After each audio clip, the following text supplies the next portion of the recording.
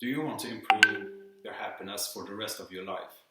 I will introduce 3 simple actionable rules that you can try out that comes from the school of philosophy called Stoicism. The first and most important thing is to learn to know the difference between what is in your control and what is not. We all know that the weather is not in our power, but we are so often disappointed because the weather is too rainy, too cold, too warm, and so on. The weather is absolutely not in our power. The Stoics even claim that such a thing as our own health is not in our power. But what is in our power then? Your own thoughts and how you react to all the events outside of you. That is what is in your power, and that is what you can change. This is the most important part of Stoic thinking. The second thing is positive thinking and how to deal with disappointments.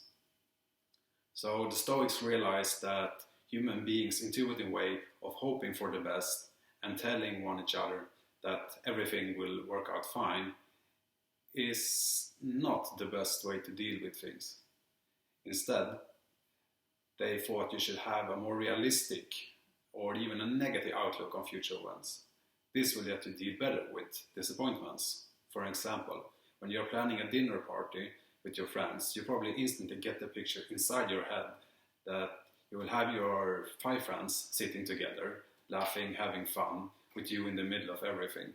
So you decide to send out an invitation for your friends.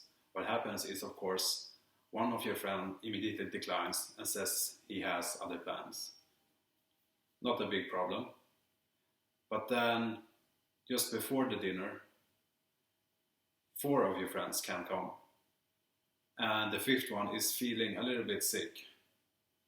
This is a huge disappointment. It doesn't feel good. The problem, the Stoic philosophers thought, was that your expectations to begin with was set up wrong.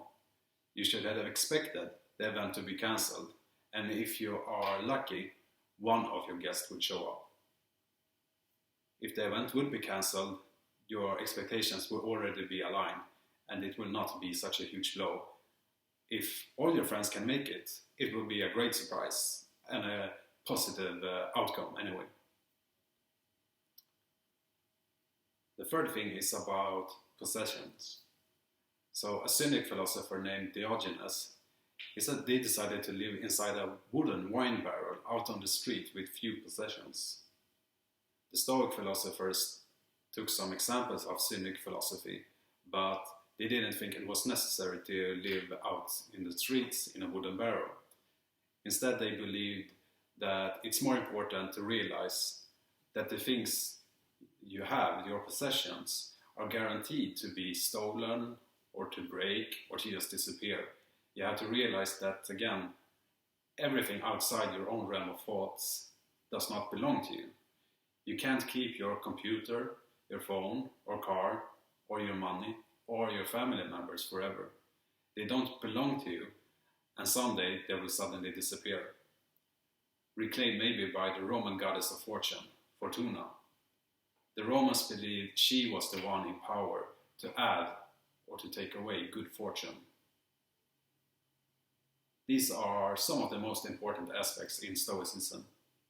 Stoic philosophy offers some powerful ways of thinking to remove most negative emotions that people deal with every day and simply make life more enjoyable.